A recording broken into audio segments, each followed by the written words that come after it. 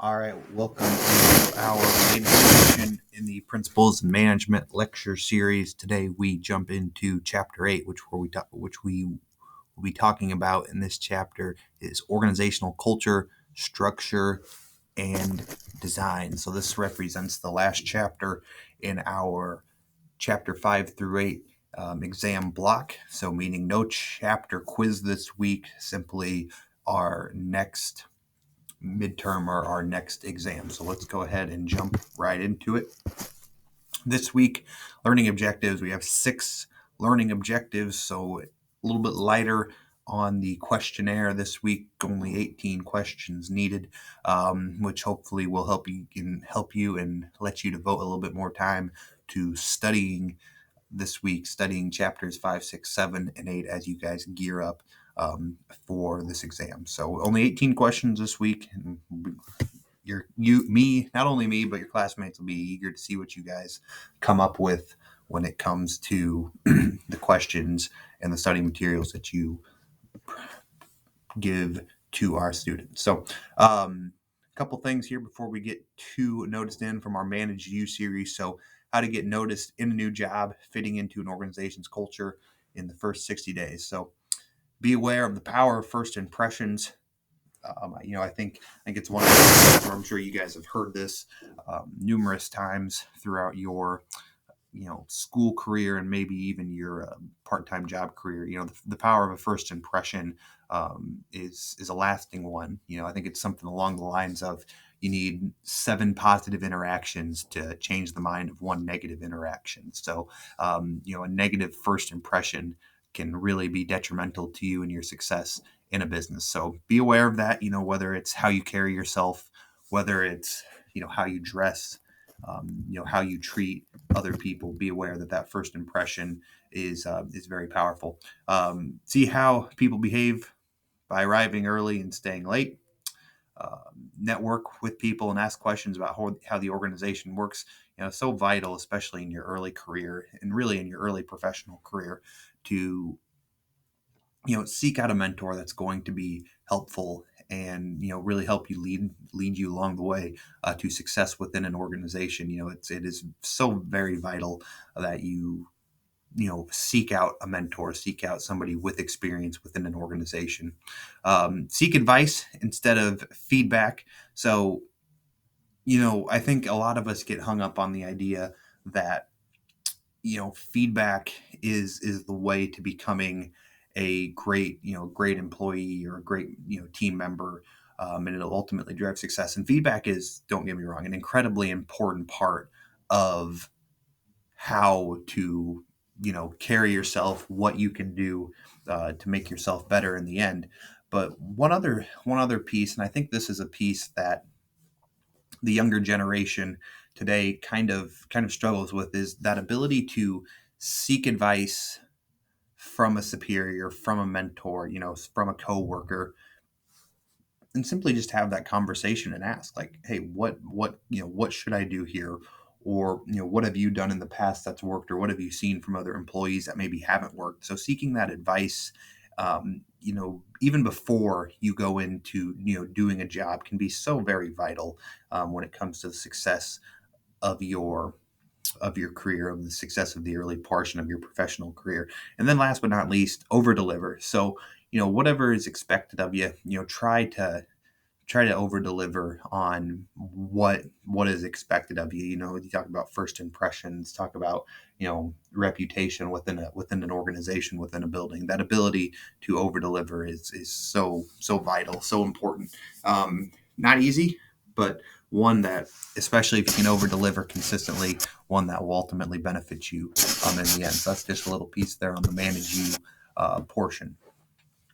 So, aligning culture, structure, and human resources practices to support strategy. So, this next portion here kind of takes a look at how an organization's culture, structure, HR practices support strategic implementation of plans in a business. So, you can think of an organization's culture, structure, and HR practices as 3 strands in a single rope.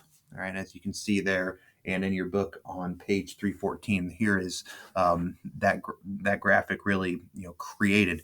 And these three strands must be tightly woven together to drive success in successful strategic execution. So as we take a look here in our PowerPoint notes, so the big picture, the study of organizing, the second of the four functions in the management process, begin with the study of organizational culture and structure, which managers use along with human resource practices to implement strategy.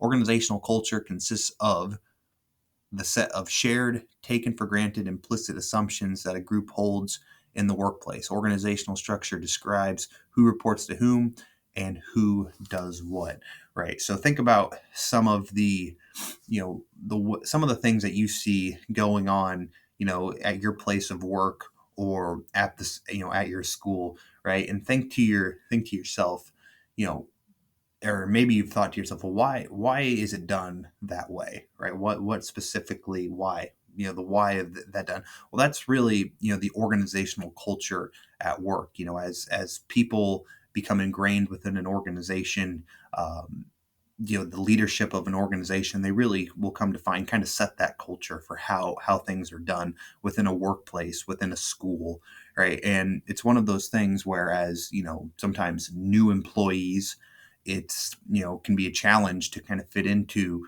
that organizational culture. But sometimes as students or employees, you can also drive culture shifts and culture changes, especially in if we're going to be completely honest, you can do it in both the positive and the negative ways, where a good group of workers, good group of new hires, can really change organizationals in an effective way. But a string of bad hires or a string of bad results can also drive negative change within an organization. So that organizational culture piece and really having a strong organizational culture can really drive success in an organization, in a school. Really, that culture piece is so very important. Strategic implementation, though, is a difficult job. In fact, managers consistently rank the ability to successfully implement strategy as their number one concern, and the majority of strategic initiatives fail because of flawed execution. And with this one, we can see strategic implementation being a difficult job. Um, you know, just within our school, right? Think about the cell phone policy, right? That was a strategic idea that you know is good in principle, right? Cell phones, get them out of the hands, um, you know, increases, students' attention to learning things that are going on.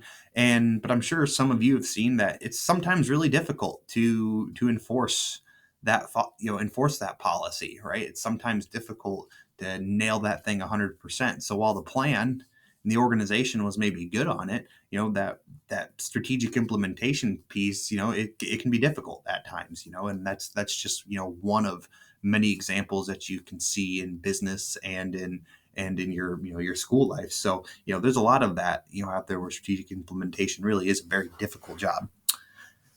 Moving on, an organization's performance, so its ability to execute a strategy depends on the extent of which three factors. So culture, structure, and then human resource practices that works together to enable its strategy. So as the rope gets its strength from many small strands that are tightly woven together, when the strands unravel and separate from one another, the rope weakens significantly and is more likely to break.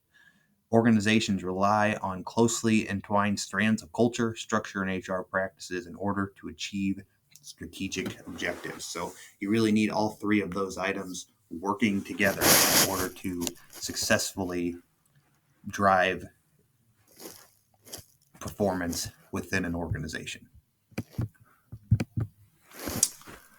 So as we move forward here, continuing along, so how an organization culture, structure, and HR practices support its strategic implementation. So organizational culture, so we define that as the shared assumptions that affect how work gets done. a little bit more broadly defined here in our PowerPoint notes, we see that organizational culture is sometimes called corporate culture. Organizational culture, as defined again, is that shared is the set of shared, taken for granted, implicit assumptions that a group holds and determines how it perceives, thinks about, and reacts to various environments. So, organizational culture helps employees understand why the organization does what it does and how it intends to accomplish its long term goals.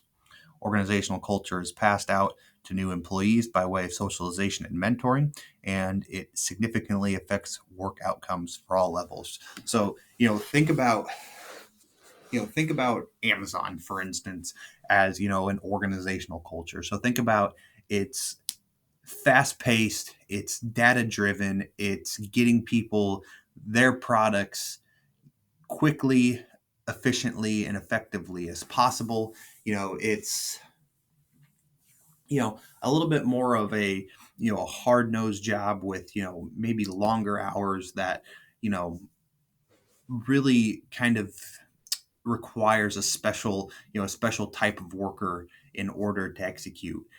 Think about Tesla, right? And the organizational culture of Tesla, where it's long hours, it's people, very intelligent people, being pushed, to their best to execute, the strategic plans of the company.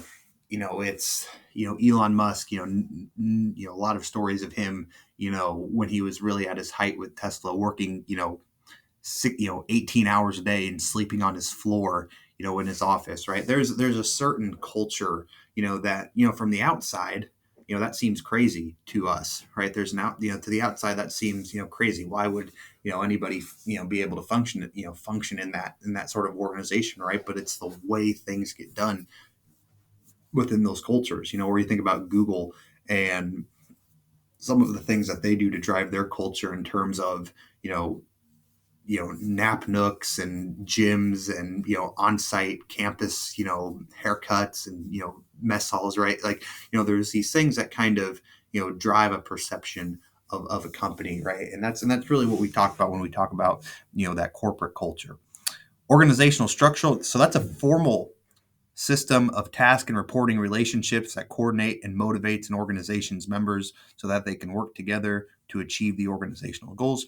Organizational structure is another factor that impacts a firm's ability to execute a strategy. So, organizational structure, more formal, in the event, or not in the event, but more of I report to you, you report to someone else, and then this is the way the decisions are made, right? Think about it as sort of like a chain of command in how stuff gets done within an organizational structure. Then we have human resource practices. So human resource practices consist of all of the activities an organization uses to manage its human capital, its workers.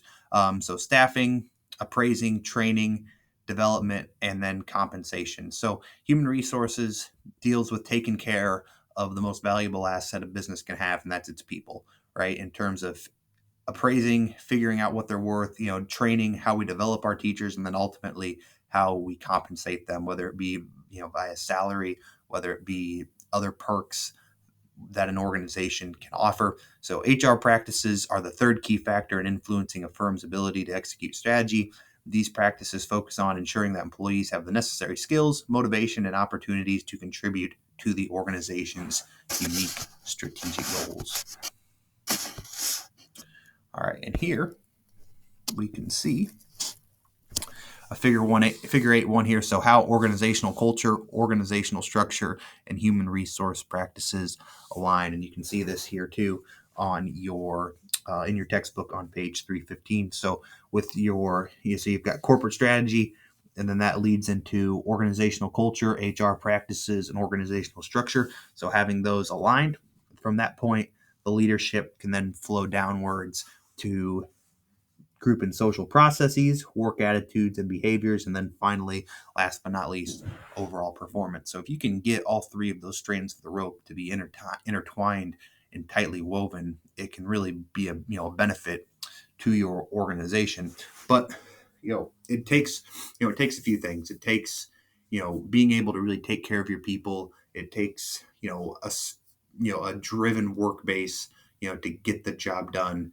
It takes, really a sense of community. And, we can be honest, that's not always how businesses work, right? It's not always sunshine and rainbows, and everybody gets along. I mean, it can be, businesses can go through tough stretches. There's no ifs, ands, or buts about it. So you have to really make sure that you can be in alignment as much as you possibly can, in order to weather tough situations, tough economic situations, tough staffing situations.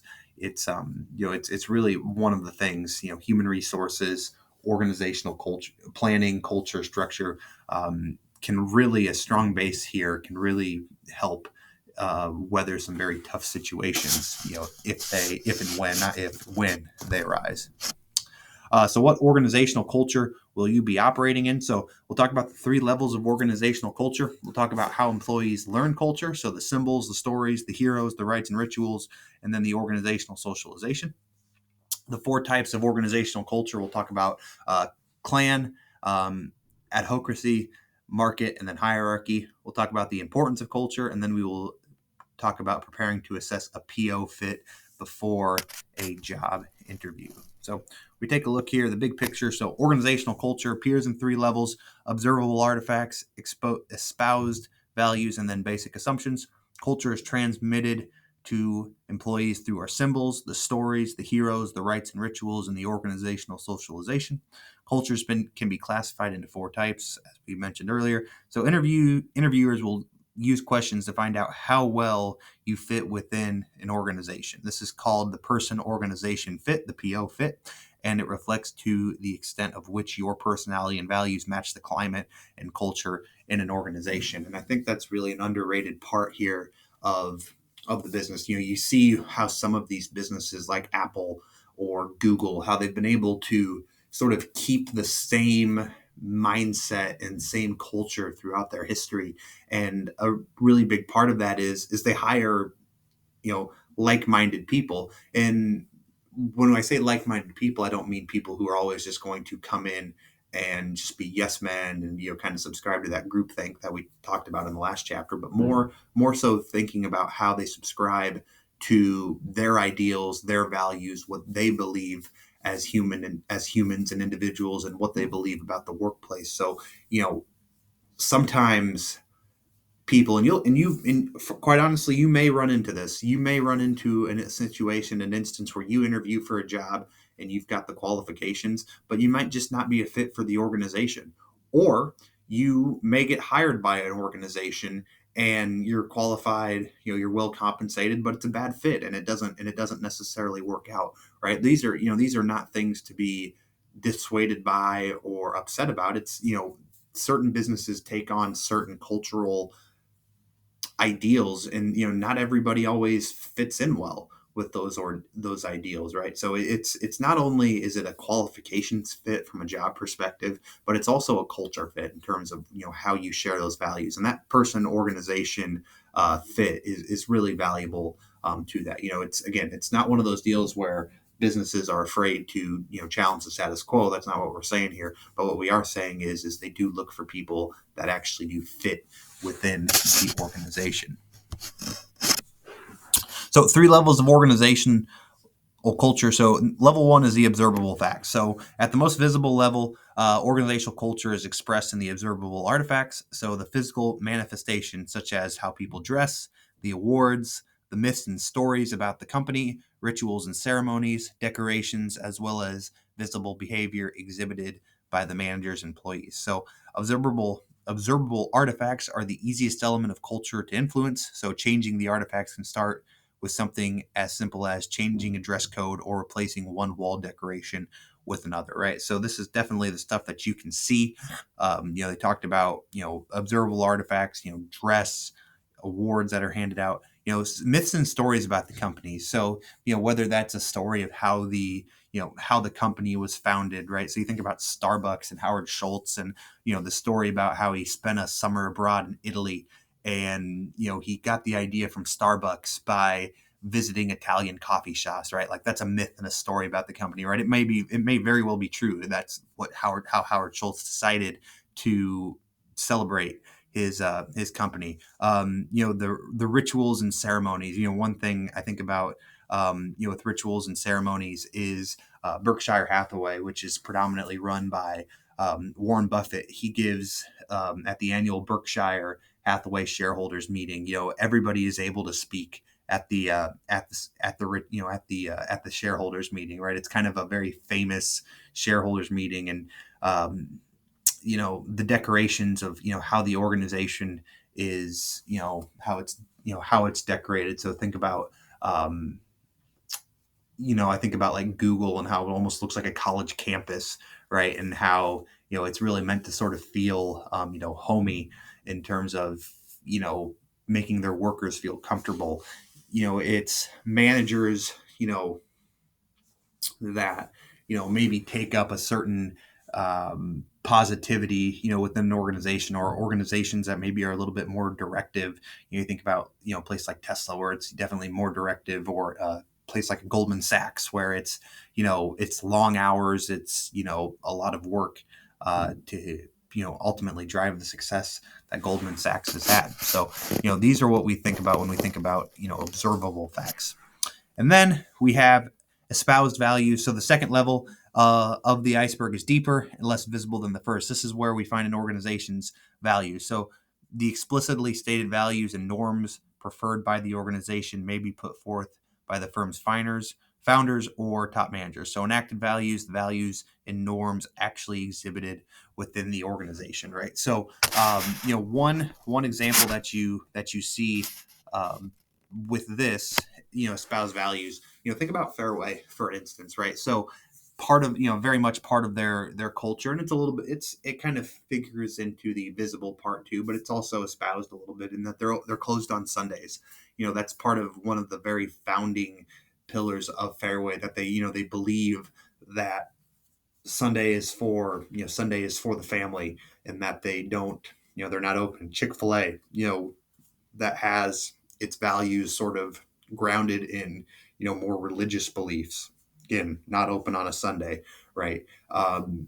You can see sometimes too with organizations, and maybe sometimes political campaigns that they might donate to, right? Those are some of those things that aren't necessarily aren't necessarily the most easily visible unless you do some digging. Right. So those are what those espoused values are. And then we have basic assumptions. So a substantial portion of an organization's culture exists at such a deep level that is nearly impossible to grasp or articulate. So basic assumptions represent the unobservable yet core values of an organization that are often taken for granted, right? So, one basic assumption that if you might work for Tesla is you're gonna work hard, you're gonna work long hours, and you're probably gonna be really well compensated. One of the basic assumptions of my favorite NFL football team, the New England Patriots, was, Coach Belichick, maybe not the nicest guy in the world to work for, but even though he's not the nicest guy in the world to work for, players still want to go there and play in New England, because the basic assumption is if you're getting coached by Coach Belichick, you're going to win football games. And even though that maybe hasn't been necessarily the truest for the last 3 seasons here, but that was a basic assumption there for 20 years. Like, it's going to be difficult, you're not always going to get along, but you're going to win games, right? So that's kind of, again, an example of, organizational culture, basic assumptions within a company. All right, and then we take a look here at how employers learn culture. So symbols, stories, heroes, rites and rituals, organizational socialization. And we get a little bit more in depth here. So symbols, so an object or action that represents an idea or quality. Symbols and artifacts are used to convey organization's most important values. So a symbol might be, the Nike swoosh, as an example. Stories, so a story is a narrative based on true events, which is repeated and sometimes embellished upon to emphasize a particular value. Stories are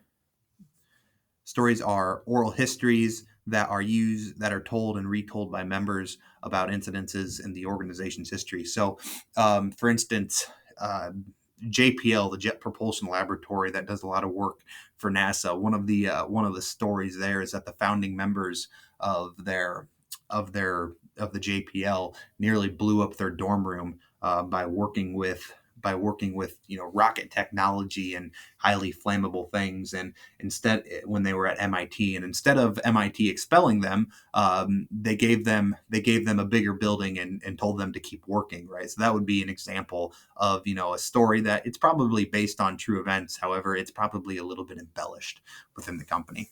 A hero is a person whose accomplishments embody the values of the organization. Often, heroes are people who have endured great sacrifice for the organization's benefit. So, an example of a hero that immediately comes to mind would be Steve Jobs. So, Steve Jobs, founder of Apple, actually gets fired as CEO of Apple. He actually gets voted out in the 1990s.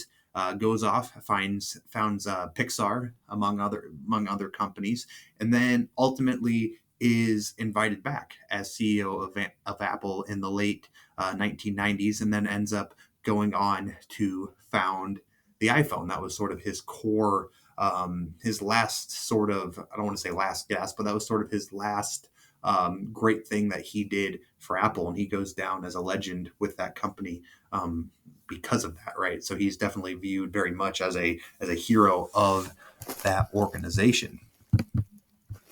And then we have rites and rituals. So rites and rituals are the activities and ceremonies, planned and unplanned, that celebrate important occasions and accomplishments in an organization's life. So rituals transform ordinary movements into meaningful symbolic practices. So, this might be days where, the company has, an all staff meeting to commemorate maybe a nice piece of history within a company, or or it might be one of those situations where before work, there's a certain process and procedure that you go through before clocking in. Okay, that'd be an example of rites and rituals.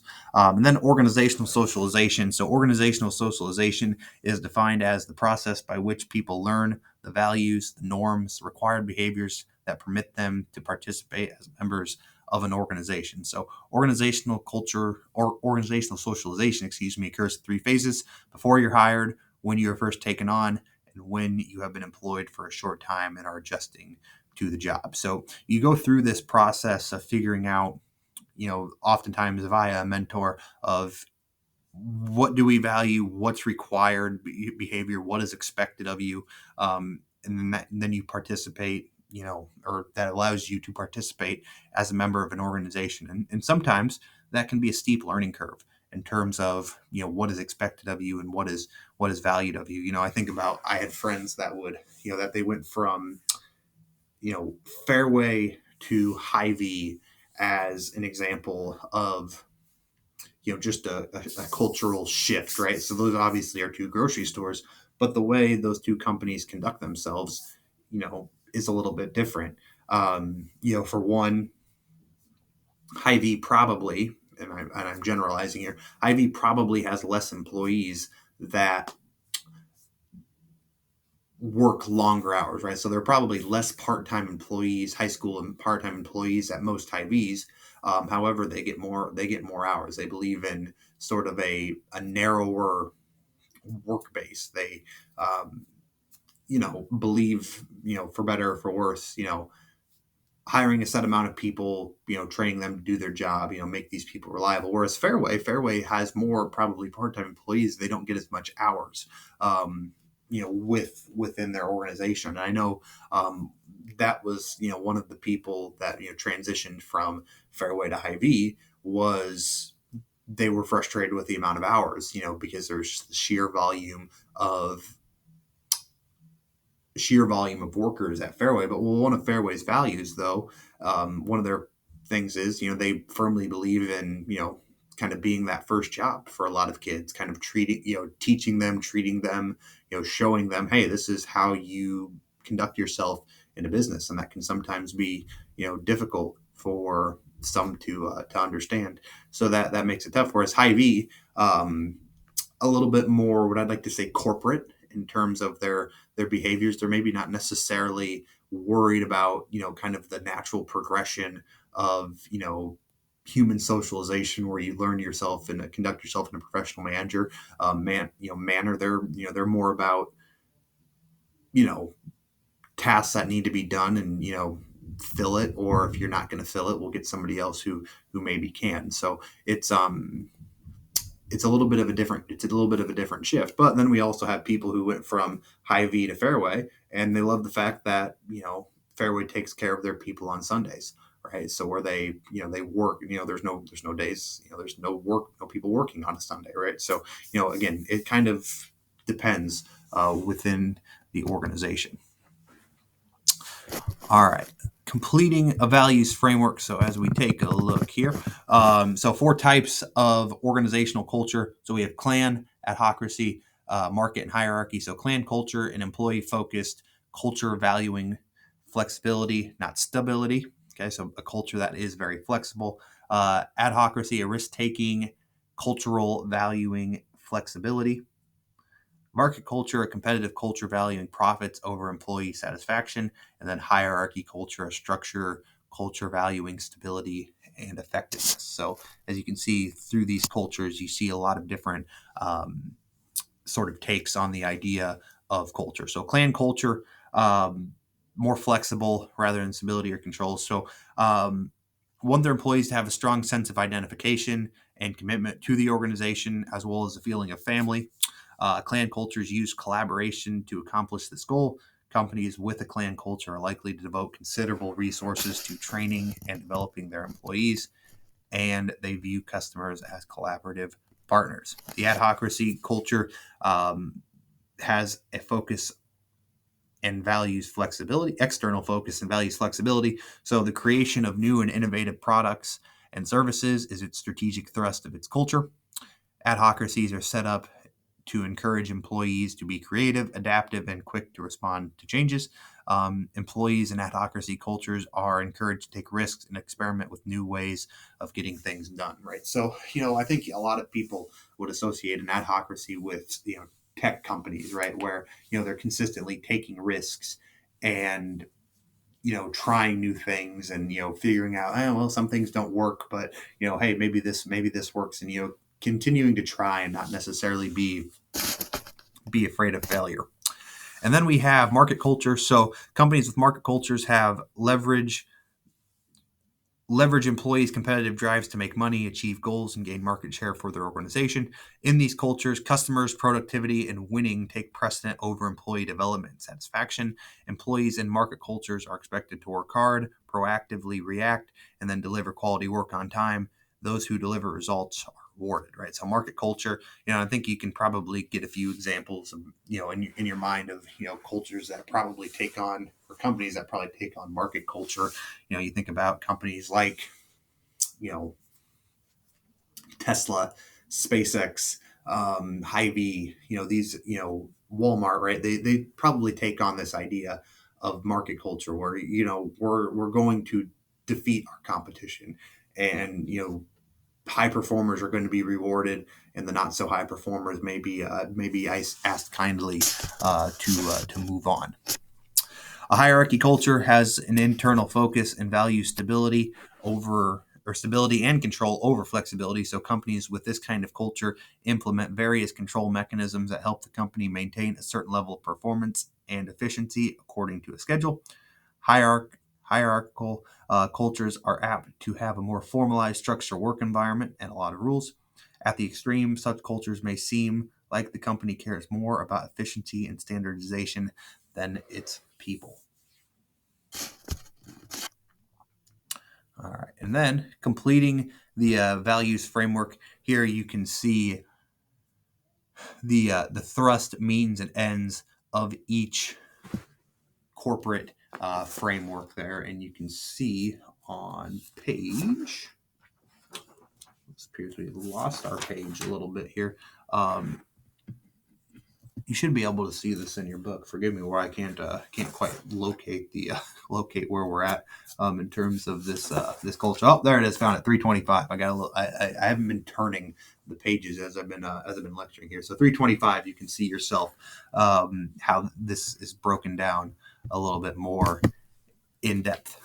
The importance of culture. So this one is on page 327. So you see how the importance of culture has really shapes an organization's long-term success by enhancing its systems and influencing its important outcomes. And research supports this belief. So you sort of see how you have each different type. So clan, adhocracy, market, and hierarchy, and you can see how each of those rank there in the graph on page 327. All right, so now we kind of take a look at preparing to assess the personal organization fit, the PO fit before job interview. So make a list of your personal values, strengths, and weaknesses. Spend some time learning about the organization you plan to interview with. Compare your list of personal values, strengths, and weaknesses to those of that organization. So, this is one where doing your research on a company before you go in is so vital to not only success in the organization, but really figuring out if you're going to be a fit or not within the organization. A colleague of mine always tells a story about he had his sister-in-law worked for IBM, and IBM stands for International Business Machines, and they bring in this individual from another company. They bring him in to interview him. They put him up in a nice hotel for a night. They get him to the interview, and the first question that's asked is, what does IBM stand for? And the guy had no clue. And the interview ended right there. Right? So they flew this guy out from California to Michigan. This man obviously did not do his research on the organization. They asked him that first question. He doesn't have an answer. And that was that. That's how the interview ended. Right then and there, right? So it's important for you to do that research. One, in the sense of just knowing what the company stands for, but two, figuring out, okay, what is the values, what are the strengths, the weaknesses of this company, and then ultimately, will it be a fit? Okay, the process moving forward here. So the process of culture change. So these are 12. This is kind of a 12 ways a culture becomes established in an organization, and therefore there are 12 levers for culture change. So here are some ways that culture can be changed, and here's the process. So formal statements. So one way to embed preferred culture is to create or alter existing formal statements of organization's philosophy, mission, vision, and values, as well as materials to use for recruiting, selecting, and socializing employees. So formal statements, documents that are on paper. Step one in figuring out and establishing a culture or changing a culture. Slogans and sayings. Another way to create a more desirable corporate culture is to express it in company language, slogans, sayings, and acronyms. Rites and rituals, so represent planned and unplanned activities and ceremonies that are used to celebrate important events. Stories, legends, and myths. A story is a narrative about an actual event that happened within the organization that helps symbolizes its vision and values to employees. Leaders reacting to crisis. So, how top managers respond to critical incidences and organization crises sends a clear cultural message. When new leaders take over an organization, their responses to the crises can indicate a desire to change the culture implemented by the previous leadership. So, with this one, we think about Tylenol, where in the 1980s, somebody altered the Tylenol bottles in pharmacies across Chicago, and this actually led to a few deaths, numerous deaths in the Chicagoland area. And the CEOs of Tylenol at the time were quick to meet the crises head on, and really take ownership for what happened. And that was one of those things where the public faith in Tylenol could have really waned, and maybe we don't know Tylenol as what it is today. But the reaction to that crisis was so swift that it sort of helped kept Tylenol afloat. It kind of helped ease the public fear, and there was a lot of public fear about it. At least went to help with that situation. Role modeling, training, and coaching. So many companies use structured training to deliver an in-depth introduction to their organizational values. Others use coaching or mentoring programs that provide employees with support and role models. Physical design, organizations experiment constantly to find the best office layouts that will encourage employee productivity. Physical design in is an important change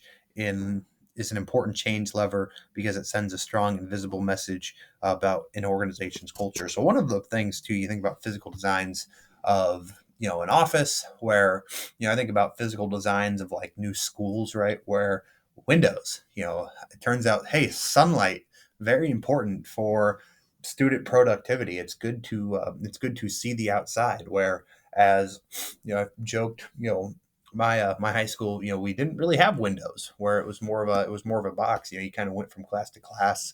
So it was one of those deals where I don't know how much it necessarily affected our productivity, but research has kind of showed that design matters in terms of layouts and what we call, I guess, the feng shui of a room, and how it can increase productivity.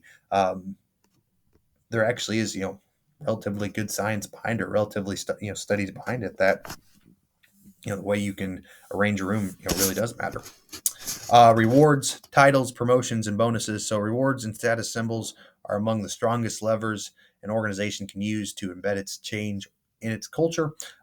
This is because people have a strong desire to be rewarded. Incentives fulfilled this need. So, um, yeah, I mean, this one pretty much goes without saying. People love money, and people love to feel the reward of cash. Organizational culture or organizational goals and performance criteria. So many companies establish organizational goals and criteria for recruiting, selecting, developing, promoting, dismissing, and retiring people, all of which acts as levers for the desired communicating the desired organizational culture. Measurable and controllable events. So an organization's leaders can pay attention to, measure, and control a number of activities, processes, and outcomes that can foster a certain culture. So one right now, I know at Twitter, this one's gained some controversy. So they keep track of keystrokes of their engineers to verify work. So that's something they measure, which some people feel a certain way about.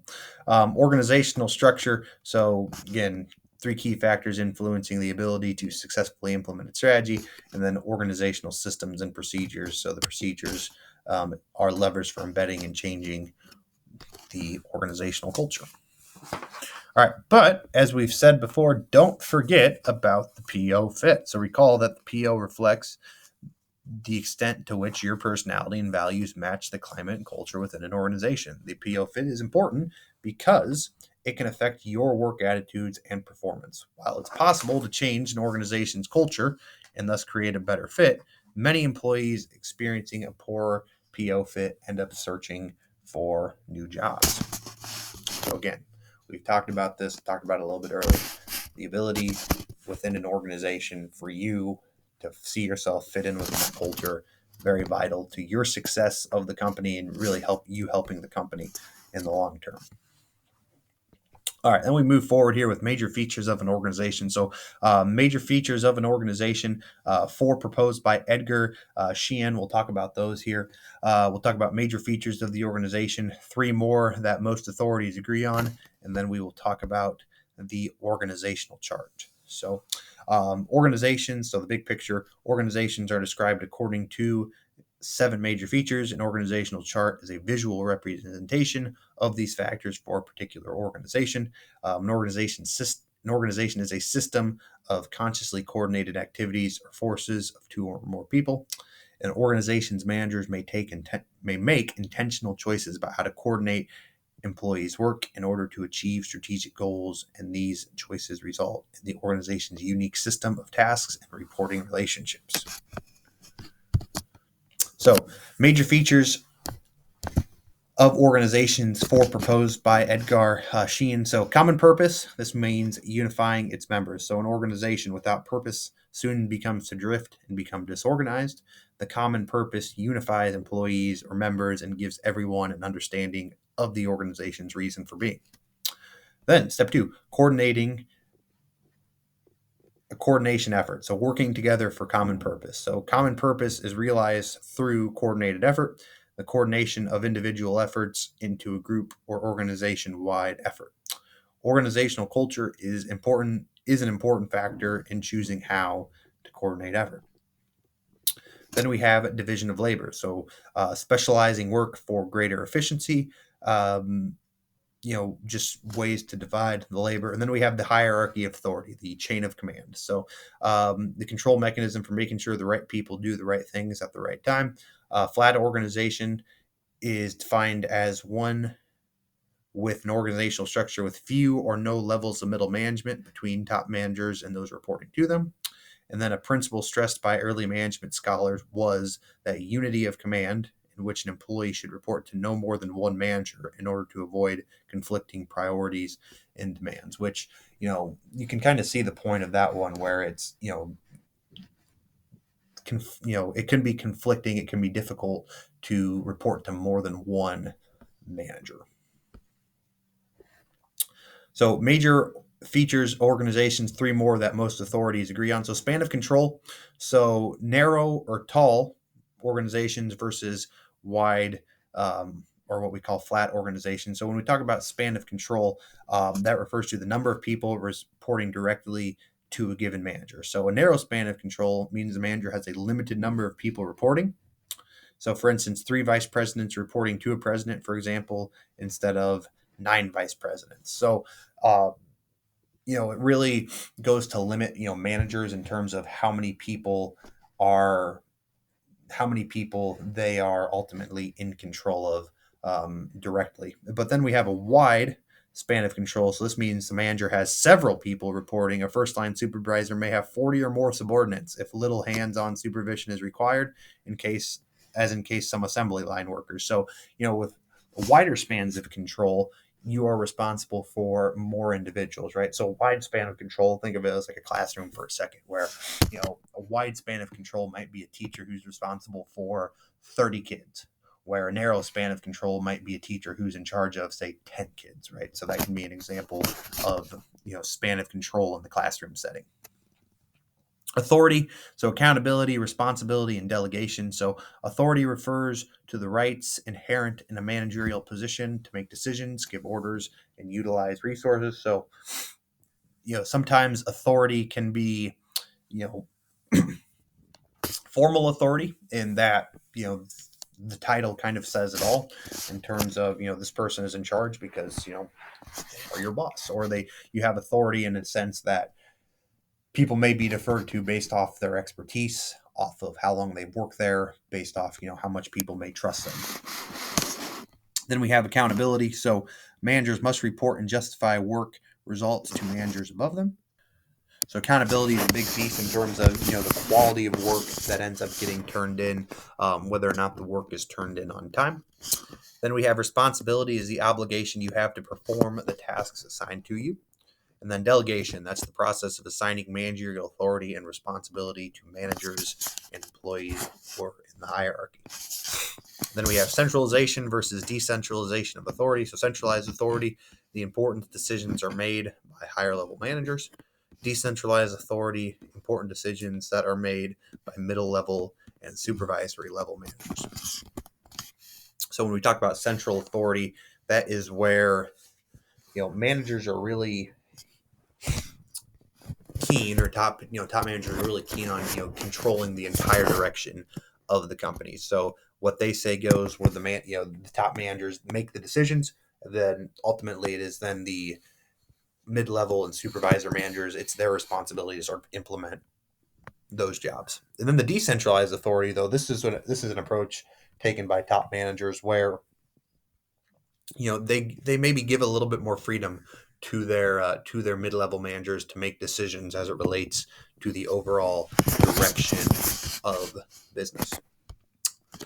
So the organizational chart. So the vertical hierarchy of authority. So who reports to whom, and then the horizontal specialization. Who specializes in what work. So the vertical hierarchy of authority. So it's a glance up and down an organizational chart that shows the hierarchy, or what we call the chain of command.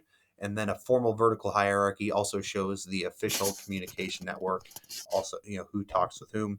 And then a horizontal specialization, so who specializes in what work. So a glance to the left and a glance to the right on the organizational chart shows the horizontal specialization, the different jobs or work specialization. And you guys can actually see this on page 343. This is the organizational chart. Here's the organizational chart on your slideshow. I'll blow this up here a little bit. So, you take a look at the horizontal. All right. So you see the up and down. Naturally, we have the board of directors at the top, the CEO on the next level there. But then you take a look, we have the strategic planning advisor to the left and the legal counsel to the right. So all three of these are ultimately reporting to the board of directors. However, they are each specialized on this level of rung. Then underneath the CEO, we have the president, and then the cost containment staff on the same level as the president. And then as you can see here, we go down the line again. So horizontally, it looks like we have an executive administrative director and an executive medical director. So we have specialization of work there that ultimately are responsible for reporting to the president.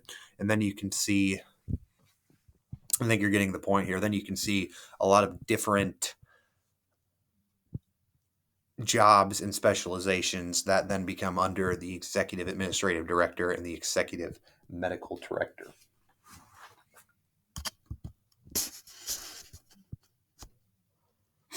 All right. So next we go into the 8 types of organizational structure. So traditional designs, we'll talk about simple, functional, divisional, and matrix structures. And then we'll talk about the horizontal design, so eliminating functional barriers to solve problems. And then design that opens boundaries between organizations. So hollow, modular, virtual, and virtual structures. So the big picture, 8 types of organizations. They're simple, simple, functional, divisional, matrix, horizontal, hollow, modular, and virtual. The right organizational structures help employees and organizations perform better, and the right structure for a particular organization can change as the organization evolves. Organizational design is concerned with designing the optimal structures of accountability and responsibility that an organization uses to execute its strategy. So the organizational structures here that you're going to be exposed to in your book and here in this PowerPoint slideshow kind of discuss some of the different ways companies can organize themselves. So the first one is a simple organizational structure. You can see this one on page 344 in your book. There's only one hierarchy level, management beneath the owner. So owner, administrative assistant would be an example of a simple structure. So this is typically seen in a small firm. It's very early entrepreneurial stages. It might be a sole proprietorship with, very few employees, very simple organizational structure. Functional organizational structures.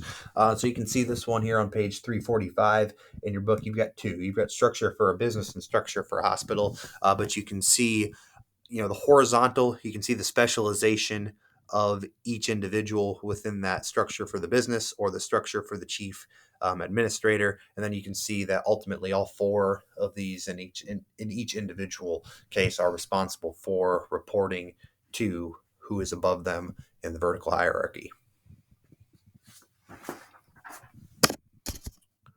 Here we have divisional structures. So with the divisional structure, you see 3 different. So you see, first of all, you see the same company, but you see 3 different divisions within that company. So on 346, you see product division, customer division, and then geographical division. So each individual structure within the organization, each individual division has its individual that they are reporting to. So as you can kind of see there, that's how the products may be developed. So you can really actually divide it up into 3 different ways. So as you can see here, you might have geographic, so western, northern, southern, eastern, customer divisions, or product divisions, right? So I should take a step back. These are not necessarily all the same companies. Well, I should take that back again. They could be all the same companies, but you see how they are organized within their separate divisions, right? So this could be Hasbro, but instead of having it developed by product. They have it developed by geographic region. Then we have matrix structures. So with matrix structures, an organization combines functional and divisional chains of command in a grid so that there are two command structures, vertical and horizontal. The functional structure usually doesn't change. It's the organization's normal departments or divisions, such as finance, marketing, production, and research and development. The divisional structure may vary as by the product, brand, customer, or geographic region. You can see that on page 347. And then we have the horizontal design, so eliminate functional barriers to solving problems. So in a horizontal structure, this is also called a team-based structure. So teams, work groups, either temporary or permanent, are used to improve collaboration, work, or shared tasks by breaking down internal boundaries. So, in this example here, what you see in the horizontal design is, imagine taking one person from each team within an organization, and from that perspective,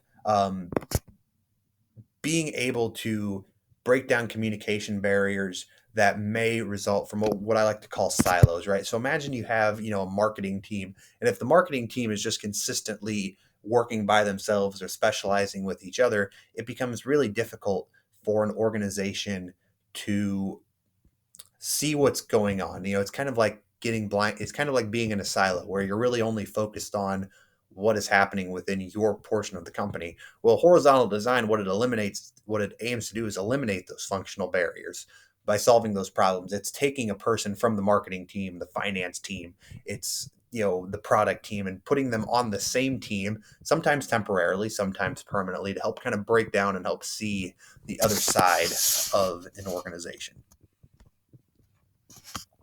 All right, and then we take a look here at figure 812, the hollow structure of an organization. So we see this here on page 350. So core personal computer company, and then you can see the hollow structure. So the hollow structure is also called a network structure. So this core type of structure is kept small, and other functions are networked out nationally or globally. So you can see here the core personal computer companies in the U.S., but the design studio may be in Sweden, the engineering company Japan, the accounting finance stays in the U.S., distribution from Canada, and then components assembly in Mexico and Asia. So various companies from around the globe do this. And 3M is an example that you can see. And I think Apple is a great example, as well as how they outsource some of these different strategies or some of these different components that they put in their iPhones and their MacBooks.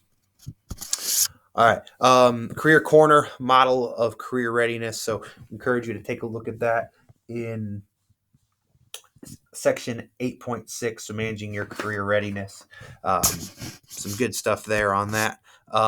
Career Corner, again, understanding the business and how you fit. Okay, again, we've talked about, corporate fit today quite a bit, so hitting on that. And then last but not least, that Career Corner, becoming more adaptable. So being able to adapt, not necessarily be stuck in your way, not necessarily give up who you are, but also recognize that there are multiple ways of thinking, and ultimately how you can I don't want to say change yourself, but adapt to a certain culture. So all right, that brings us to the end of chapter 8. Chapter 8 is complete in the books. We now look forward to our chapter 5 through 8 exams. So appreciate y'all taking the time to listen. Until next time, we'll see you in chapter 9. Best of luck on your exams this week.